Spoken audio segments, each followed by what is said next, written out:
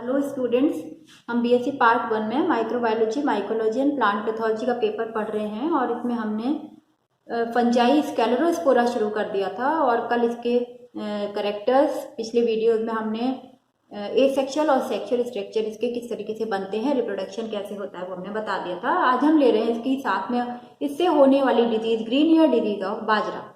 तो सबसे पहले मैंने आपको कल बताया था कि किस तरह की हेडिंग्स इसमें हम लिखते हैं। किसी भी बीमारी को डिस्क्राइब करने के लिए हम कैसे हेडिंग्स लिखते हैं। तो सबसे पहले आता है इसका ज्योग्राफिकल डिस्ट्रीब्यूशन, भौगोलिक वितरण किसका, डिजीज का। तो ये जहां जहां बाजरा पाया जाता है, जहां जहां बाजरे की खेती होती है वहां वहां ये पाया जाता है। तो राजस्थान में पाया जाता है, जैसे गुजरात के अंदर, यूपी में, महाराष्ट्र में, ये सभी जगह जो है वो इसका स्कैलरोस्पोरा से होने वाली इसकी डिजीज पाई जाएगी। दूसरा आता है कॉजल ऑर्गेनिज्म यानी रोग कारक। कॉजल ऑर्गेनिज्म का मतलब इस बीमारी को फैलाने वाला कारक। वो क्या है? स्कैलरोस्पोरा ग्रामिनिकोला। क्योंकि हम इससे होने वाली डिजीज ही पढ़ रहे हैं तो इसका कॉजल ऑर्गेनिज्म यह कहना चाहिए कि रोग कारक क्या होगा, स्कैलरोस्पोरा ग्रामिनिकोला। ग्रामिनी जो ग्रामिनी फैमिली पर डिजीज फैलाता है। तीसरा इसका आता है होस्ट। इसके बारे में हमें पढ़ा है, जो कॉजल ऑर्गेनिज्म है इसके बारे में हमें पता है वो कैसा होता है, ऑब्लिगेट एंडो इंटरसेलुलर पैरासाइट। क्योंकि हमने पैरासाइट कहा है, इसका मतलब क्या है, परजीवी है, तो वो होस्ट के ऊपर रहेगा, परपोषी के ऊपर अपना जीवन यापन करेगा। और ऑब्लिगेट कह दिया, इसका मतलब ऑब्लिगेट यानी अविकल्पी है, अंतः परजीवी है और अंतराकोश के स्थानों में रहने वाला परजीवी। किसके? होस्ट के यानी परपोषी के। और परपोषी क्या है इसका? क्योंकि हमने इसकी डिजीज का नाम दिया है बाजरा, इसका मतलब ये इस पर ग्रो करता है। और बाजरा को कहते हैं पेनिसिटम टाइफॉइडिस। ठीक है, तो ये इसकी डिजीज का होस्ट का नाम आ गया। नेक्स्ट आता है इसके सिम्टम्स।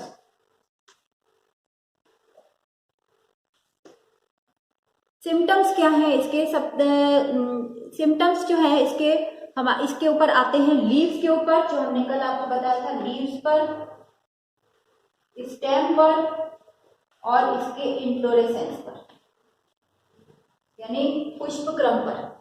तो लीव्स पर जो इसके सिम्टम आते हैं मैं वो सबसे पहले ले रही हूँ। लीव्स इसकी जो सिम्टम किस प्रकार की हो जाती है, मैंने कल आपको 2 स्टेज बताई थी इसकी, डाउनी मिल्ड्यू स्टेज और ग्रीन ईयर स्टेज। तो डाउनी मिल्ड्यू स्टेज जो है वो एसेक्सुअल अवस्था के कारण आती है और ग्रीन ईयर जो डिजीज है, या ये कहो कि ग्रीन ईयर के जो सिम्टम हैं वो किसके कारण आते हैं, सेक्सुअल स्टेज के कारण आते हैं। तो एसेक्सुअल स्टेज के कारण लीव्स पर इसके सिम्टम दिखाई देते हैं। और सिम्टम कैसे दिखाई देंगे? Etiolated leaf. इटियोलेटेड का मतलब है उस पर सिम्टम हमें दिखाई देते हैं। वो कैसे? सबसे पहले येलो एंड ब्राउन कलर के, ब्राउन कलर स्ट्रिप्स बन जाती है, मतलब उसके ऊपर धारियां सी बन जाती है। बाजरे की पत्ती कैसी होती है? इस प्रकार की पत्ती होती है और इन पर ऐसे ब्राउन ब्राउन कलर के, येलो ब्राउन कलर के क्या आ जाती हैं, स्ट्रिप्स आ जाती है। दूसरा है कि इनकी लोअर सरफेस पे, मैंने कल आपको बताया था कि लोअर सरफेस और अपर सरफेस, ये प्लांट क्योंकि मोनोकॉट है, इसकी लोअर अपर दोनों सरफेस पर स्टोमेटा पाए जाते हैं और उनके स्टोमेटा से इसकी अलैंगिक अवस्था के स्पोरेंजियोफोर बाहर निकल जाते हैं। अब स्पोरेंजियोफोर कैसे थे? अनब्रांच थे, अशाखित थे और ऊपर जाकर वो शाखित हो जाते थे, जिन पर उनकी हर एक शाखाओं पर स्पोरेंजिया लगती थी। तो जब वो स्टोमेटा से बाहर निकल जाते हैं तो लीफ की सरफेस देखें तो एकदम हेयरी सी दिखाई देती है। तो इसलिए हम उसको कहते हैं मृदु रोमिल आसिता या डाउनी मिल्ड्यू सिम्टम। मृदु रोमिल आसिता के जो लक्षण पाए जाते हैं वो किसके कारण होते हैं? इसकी अलैंगिक अवस्था के कारण होते हैं। किसकी? स्क्लेरोस्पोरा की अलैंगिक अवस्था जो होस्ट के ऊपर पाई जा रही। तो लीव्स और तने पर इसके लक्षण हमें दिखाई देते हैं। तीसरा लक्षण इसका लीव्स पर क्या होता है कि लीव्स में because of the formation of asexual structure यानी स्पोरेंजिया और कोनिडिया के बनने के कारण, स्पोरेंजिया या कोनिडिया के बनने के कारण, क्योंकि हेयरी हो जाती है ये लीफ, इसलिए इस पर इसकी जो लीफ है वो विदर हो जाती है, मतलब लॉन्गिट्यूडनली स्प्लिट हो जाती है। लॉन्गिट्यूडिनल स्प्लिट हो जाती है।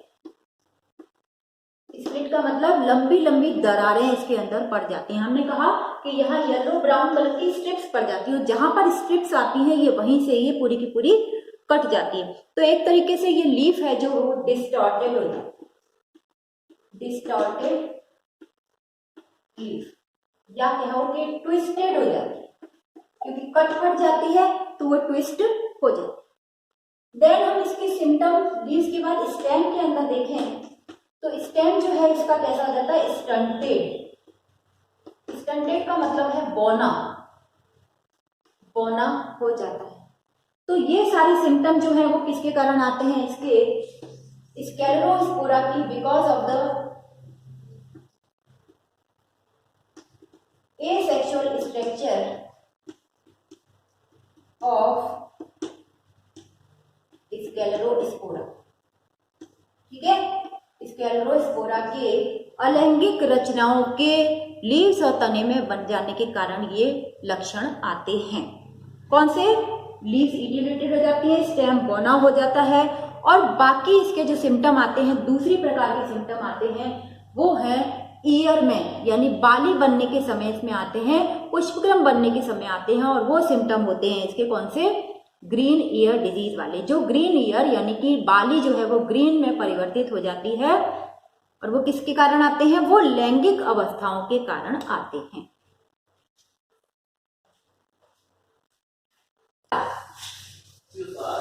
तो सेक्सुअल स्ट्रक्चर क्या बनते हैं? ऊगोनिया और एंथ्रीडिया जब बनते हैं, सेक्स ऑर्गन्स जब बनते हैं इसके, तो उनके कारण उसमें उसके बाद oospore बनता है, जाइगोट फॉर्मेशन के फर्टिलाइजेशन के बाद जाइगोट बनता है, और उसके फर्टिलाइजेशन के बाद जब ये जाइगोट बनने के बाद भित्ति सीक्रेट कर लेता है तो oospore बन जाता है। कुल मिला के ये स्ट्रक्चर जब बनते हैं तो वो कहाँ बनते हैं? कल हमने बताया था कि इसके इन्फ्लोरेसेंस में बनते हैं, पुष्पक्रम में बनते हैं। और पुष्पक्रम क्या कैसा होता है? इसका जो पुष्पक्रम है वो असीमाक्षी प्रकार का, किसका? बाजरे का असीमाक्षी प्रकार का होता है, जिसमें स्पाइकलेट पाए जाते हैं, जिसके स्पाइकलेट यानी कि अवरंत ग्लूम्स या फ्लावर इसके अंदर पाए जाते हैं। तो वो आपने बाजरे का देखा भी है, फ्लावर इन्फ्लोरेसेंस में किस तरीके का होता है? लंबा होता है। लेकिन यहाँ जब इसके लक्षण दिखाई देते हैं, इसके स्क्लेरोस्पोरा के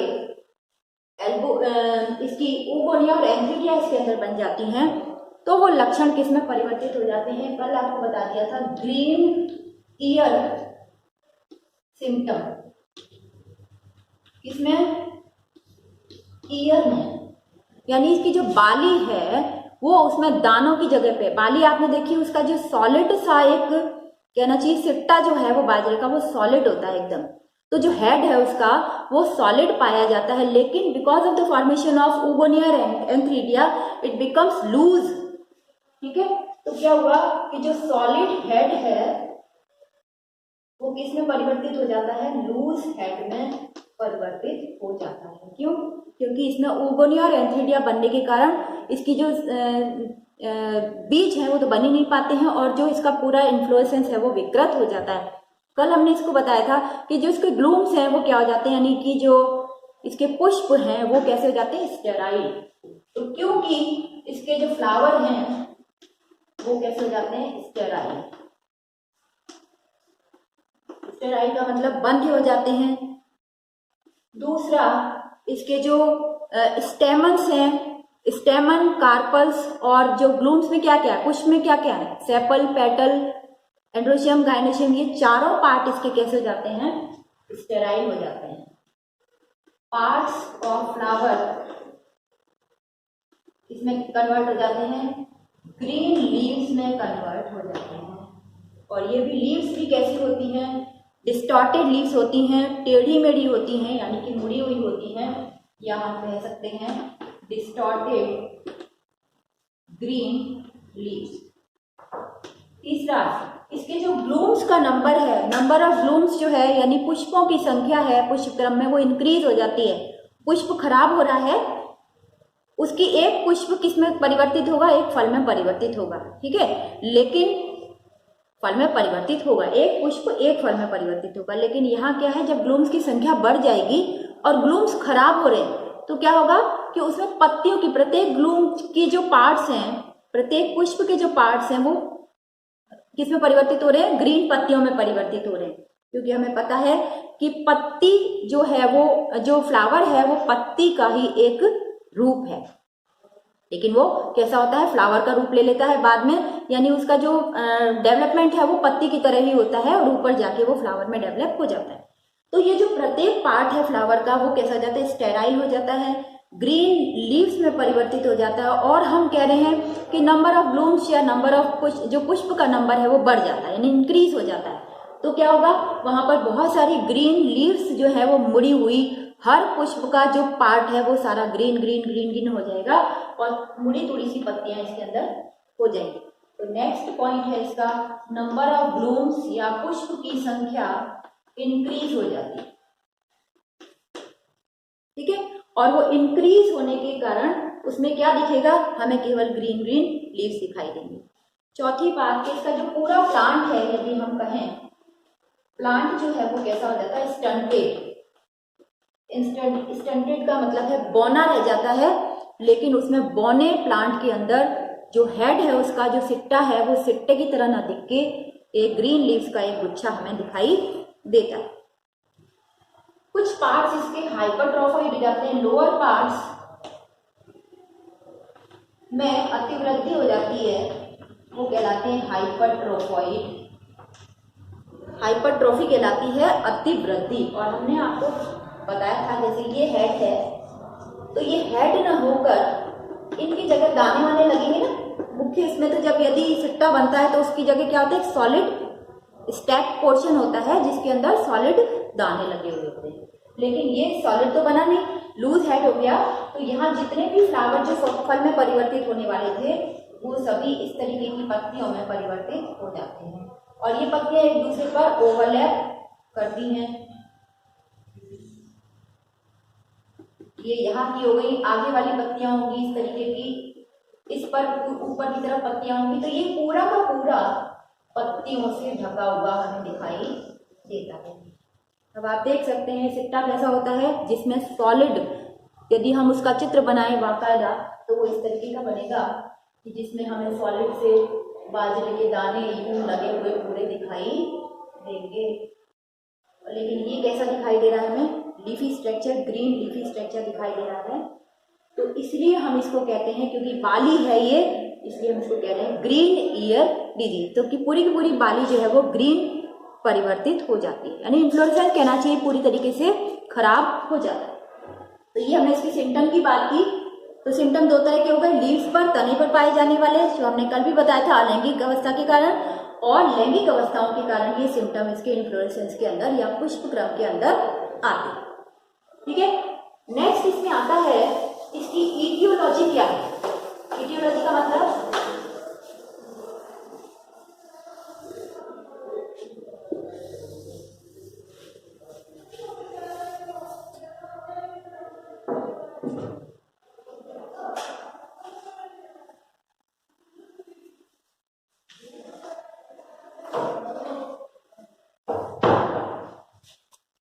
नेक्स्ट आता है डिजीज के अंदर, पहला हो गया geographical distribution, then causal organism क्या है, देन होस्ट क्या है, चौथा हमने किया सिम्टम क्या है। नेक्स्ट डिजीज के अंदर हम लिखते हैं इटियोलॉजी। इटियोलॉजी, इटियोलॉजी का मतलब पिछली डिजीज में हमने बताया था, इसकी जो पैरासाइट है उसका स्ट्रक्चर पूरा हमें डिस्क्राइब करना होता है। तो वेजिटेटिव स्ट्रक्चर किसका, ऑफ स्क्लेरोस्पोरा, ये हम बता चुके हैं कैसा होता है। मेन सिनोसिटिक हाइफा होता है, सकोशिकीय इसको कहते हैं, मल्टीन्यूक्लिएट और एसेप्टेट हाइफा, और सारे सेल ऑर्गेनेली इसके अंदर जो मेम्ब्रेन बाउंड होते हैं वो प्रेजेंट होते हैं। तो मेन वेजिटेटिव स्ट्रक्चर हो गया। देन आता है इसका एसेक्सुअल स्ट्रक्चर। एसेक्सुअल स्ट्रक्चर में हमें इसको बताना पड़ेगा कि स्पोरेंजिया या कोनिडिया कैसे बनती हैं, यानी कोनिडिया और स्पोरेंजियल फॉर्मेशन कैसे कैसे बनता है और कैसा इसका स्ट्रक्चर होता है। और तीसरा हमें लिखना पड़ेगा इसका सेक्सुअल स्ट्रक्चर। तो क्या बनता है सेक्सुअल स्ट्रक्चर में? oogonia, एंथ्रीडिया, देन इससे जाइगोट बनता है, जाइगोट से बॉल सिक्रीशन होता है तो oospore बनता है। ये हमें सारा का सारा इस ईटियोलॉजी के अंदर डिस्क्राइब करना होता है। और क्यों करना होता है? क्योंकि इसी से हम फिर इसकी डिजीज साइकिल को डिस्क्राइब करते हैं। ईटियोलॉजी के अंदर इसकी डिजीज साइकिल भी आ जाती है और स्केलेरोस जो भी मेंबर है उसकी लाइफ साइकिल भी हम इसके अंदर डिस्कस कर लेते हैं। तो ये बहुत शॉर्ट में हमें लिखनी होती है, क्योंकि हमारा पूरा 6 नंबर का सवाल एक डिजीज का आता है और हम पूरा का पूरा मेंबर इसमें डिस्क्राइब करते हैं, ऐसा नहीं होता। हमें बहुत शॉर्ट में केवल कुछ पॉइंट्स और डायग्राम के माध्यम से इसको समझाना होता है। तो ये हम आपको पूरा लाइफ साइकिल में कंप्लीट करा चुके हैं। oospore के बाद इससे फिर zoomeiospore बनते हैं और zoomeiospore से फिर क्या हो जाता है? इन्फेक्शन होता है इसका हेल्दी प्लांट का, जो न्यू प्लांट है उसका इन्फेक्शन होता है। तो ईटियोलॉजी के अंदर हम इस चीज को डिस्कस करते हैं। नेक्स्ट पॉइंट आता है इसका, ये हमने 5वां पॉइंट लिखा था। छठा जो पॉइंट है वो है एपिडीमियोलॉजी। एपिडीमियोलॉजी का मतलब क्या है कि इसके अंदर हम ये बताते हैं कि इन्फेक्शन कहाँ से शुरू हुआ और किसने सेकेंडरी इन्फेक्शन फैलाया। तो जैसा कि हमने एल्बुगो में आपको बताया था कि इसकी इन्फेक्शन की शुरुआत कहाँ से होती है? नया प्लांट जब होस्ट का बनेगा तो इन्फेक्शन कहाँ से शुरू होता है? फील्ड से शुरू होता है। यानी सीडलिंग के अंदर, बाजरे के सीडलिंग के अंदर, नए प्लांट के अंदर इन्फेक्शन कहाँ से शुरू होगा? फील्ड से शुरू होगा। तो सबसे पहले हमें ये पता करना होता है कि ये डिजीज सीड से हो रही है यानी बीजों से हो रही है या फिर ये मृदा से हो रही है। तो यहाँ पर ये डिजीज जो है वो पार्शियली यानी आंशिक रूप से सॉइल बोर्न है और पार्शियली ये सीड बोर्न और सॉइल बोर्न, यानी सॉइल के अंदर इसके oospore पड़े रहते हैं। जैसा हमने कल डिस्कस किया था कि खेत में इसके oospore पड़े रह जाते हैं और वो अगली फसल के साथ या तो बीजों के साथ चिपक जाते हैं। तो वो बीजों से यदि संक्रमण जाता है तो हम कहते हैं उसको सीड बोर्न। ठीक है, तो जिससे भी इन्फेक्शन जाता है उस तरीके की हम डिजीज को डिस्क्राइब करते हैं। और यदि सॉइल के अंदर वो oospore पड़े रह जाते हैं तो और उससे इन्फेक्शन फैलता है नई फसल में तो हम उसे कहेंगे सॉइल बोर्न। तो ये पार्शियली सॉइल बोर्न और सीड बोर्न है, क्योंकि दोनों तरह का इन्फेक्शन इसके अंदर हो सकता है। ये सीड के ऊपर मिक्स हो सकते हैं, चिपके रह सकते हैं oospore। और जब इनको फेवरेबल कंडीशंस मिलती हैं, जैसे ही सीड अपना ग्रो किया जाएगा, फील्ड के अंदर बोया जाएगा, सो किया जाएगा, और जैसे ही उसको मॉइस्चर मिलेगा तो क्या होगा? oospore भी जर्मिनेट होगा और वो तुरंत के तुरंत नए प्लांट को इन्फेक्ट करने में सक्षम होगा। तो ये सीड पर हो गया। यदि सॉइल के अंदर है और वहीं उसका सीड बोया जा रहा है तो वो सॉइल के माध्यम से यानी मृदा के माध्यम से भी नए प्लांट को इन्फेक्ट कर सकता है। तो यहाँ ये कहने का मतलब है कि ये partially seed borne and partially soil borne disease है। ठीक है, दूसरा, इसमें जो प्राइमरी इन्फेक्शन है वो किसके द्वारा फैलाया जा रहा है, यानी प्राथमिक संरोपण का काम कौन कर रहा है। हमने जैसे आपकी लाइफ साइकिल में इसको बताया कि प्राथमिक इन्फेक्शन कौन फैलाता है? फील्ड में रह गया है oospore, जो पिछली फसल का बचा हुआ oospore रह गया है, उसने बनाए zoomeiospore जो है वो नई फसल को संक्रमित कर रहे हैं। तो प्राथमिक संक्रमण का काम किसने किया? प्राइमरी इनोकुलम कौन हुआ? oospore। ठीक है, oospore ने सबसे पहले इन्फेक्शन को फैलाया। तो इनोकुलम वो होता है जो कि डिजीज फैलाने का काम काम कर रहा है। इनोकुलम हम कह सकते हैं पार्ट ऑफ द प्लांट या पार्ट ऑफ द फंजाई जो कि उस चीज के लिए, डिजीज के लिए रेस्पॉन्सिबल है। तो ये पहला पार्ट इसका हो गया। oospore पहले is primarily responsible for this disease, ठीक है। सेकेंडरी इन्फेक्शन इसके द्वारा होता है, इसने अपना इन्फेक्शन फैलाया, प्लांट के अंदर ये डेवलप हो गया, एस्टेब्लिश हो गया, और फिर इसने क्या किया, एसेक्सुअल इसकी स्टेज आती है, यानी अलैंगिक अवस्था आती है। तो वो कहाँ आती है, लीव्स में आती है। लीव्स में स्टोमेटा में से स्पोरेंजियोफोर या स्पोरेंजिया या कहना चाहिए कोनिडियोफोर निकल जाते हैं, और वो कोनिडिया यदि एयर के माध्यम से डिस्पर्स हो जाती हैं तो वो हेल्दी प्लांट को, दूसरे हेल्दी प्लांट को इन्फेक्ट कर सकती है। तो इस तरीके से जो कोनिडिया है, कोनिडिया या स्पोरेंजिया जो है वो क्या होगी, सेकेंडरी इनोकुलम होगी, क्योंकि वो सेकेंडरी इन्फेक्शन को फैला रही है। नए प्लांट को, नए सीडलिंग को कौन इन्फेक्ट करता है, oospore। लेकिन नए पुराने हेल्दी प्लांट को कौन इन्फेक्ट करेगा, पास वाले हेल्दी प्लांट को कौन इन्फेक्ट करेगा, इस पर पहली वाली इन्फेक्टेड प्लांट पर बनी हुई स्पोरेंजिया या कोनिडिया। तो हम कह सकते हैं कि conidia is the secondary inoculum for responsible for the green ear disease of bajra, and primary inoculum क्या है इसका, oospore, जो पहले से फील्ड में एग्जिस्ट कर रहा है, फील्ड में उपस्थित है। तो ये इसकी हो जाती है एपिडेमियोलॉजी। नेक्स्ट उसका स्टेप आता है, वो आपको पता ही है, लास्ट में हम इसको लिखते हैं कि कंट्रोल मेजर्स इसके क्या है, यानी इस डिजीज से हम कैसे बच सकते हैं, कैसे इसको किसान जो है वो इसको रोक सकते हैं। एक बार ये डिजीज हो गई तो इसको कैसे रोका जा सकता है। तो ये आते हैं सब इसके कंट्रोल मेजर्स के अंदर।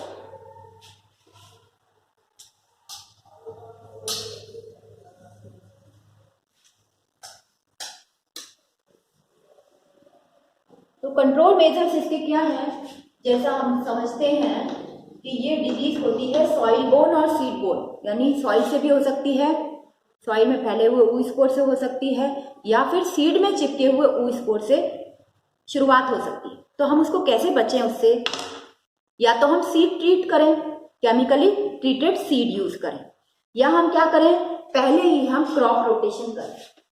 पहला हो गया क्रॉप रोटेशन।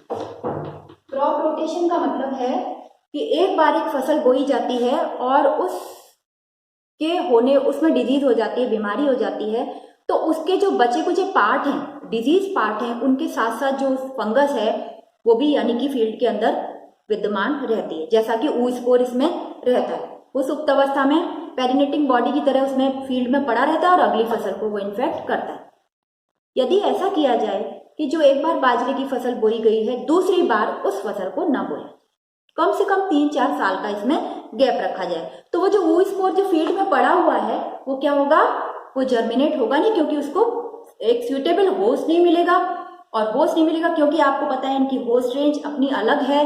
ये जो स्केलेरोस्पोरा है वो केवल इस बाजरे को ही इन्फेक्ट करता है, तो जब उसको बाजरे का पौधा नहीं मिलेगा तो वो इन्फेक्शन नहीं करेगा और अल्टीमेटली क्या हो जाएगा, समाप्त हो जाएगा। तो हम इसे कहते हैं क्रॉप रोटेशन, यानी कि फसल को बारी बारी से अलग अलग फसल इसके अंदर, खेत के अंदर बोई जाए। दूसरा आता है डिसइंफेक्शन। डिसइंफेक्शन यानी इन्फेक्शन को समाप्त करना, या हम कहें कि फंजीसाइड्स के थ्रू, यानी हम कवकनाशियों के थ्रू जो है वो इसको रोकें, फंजीसाइड्स। तो इसके अंदर आते हैं जेनेब आता है, आर्गासन आता है, इसके कुछ 0.2% जो है वो डाइल्यूट सोल्यूशन बनाया जाता है और पत्तियों पर और पूरे प्लांट पर स्प्रे किया जाता है। लेकिन उससे पार नहीं पड़ती है, उससे बहुत सारी डिजीज जो उसके पार्ट हैं वो रह जाते हैं और अल्टीमेटली प्लांट जो है वो खत्म हो जाता है। इसके लिए हम क्या करें, तीसरा है eradication of plants. Eradication, radical यानी मूल, जड़, इरेडिकेशन मानी मूल समूल प्लांट को नष्ट कर देना, यानी पूरा का पूरा प्लांट उखाड़ा और किसी गड्ढे में डाल के उसको जला देना, इसको हम कहते हैं इरेडिकेशन। ठीक है, यानी रेडी का मतलब, रेडिकल का मतलब है जड़ और इरेडिकेशन का मतलब हम इसको पूरी तरीके से नष्ट कर दें, जड़ सहित निकाल कर, ना कि उसके प्लांट को पार्ट को निकाल के।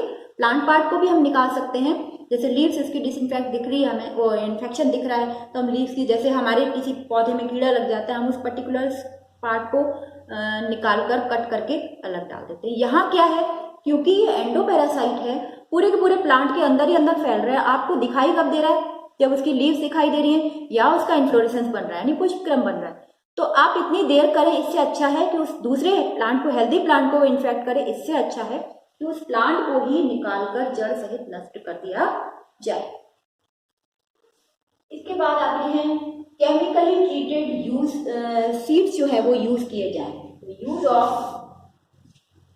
Use of chemically treated seeds, यानी जो बीज जो हम यूज कर रहे हैं वो पहले से ही केमिकली ट्रीटेड हो। केमिकल से ट्रीटेड होंगे तो क्या होगा, जो सीड्स पर जो वो स्पोर चिपक गए हैं वो पहले ही समाप्त हो जाएंगे और उसका इन्फेक्शन कहाँ नहीं होगा, हमारे प्लांट पर नहीं होगा। जैसे आर्गासन हम इस पर यूज कर सकते हैं और ज्यादातर किसान केमिकली ट्रीटेड सीड्स ही खरीदते हैं। नेक्स्ट आता है use of disease resistant variety,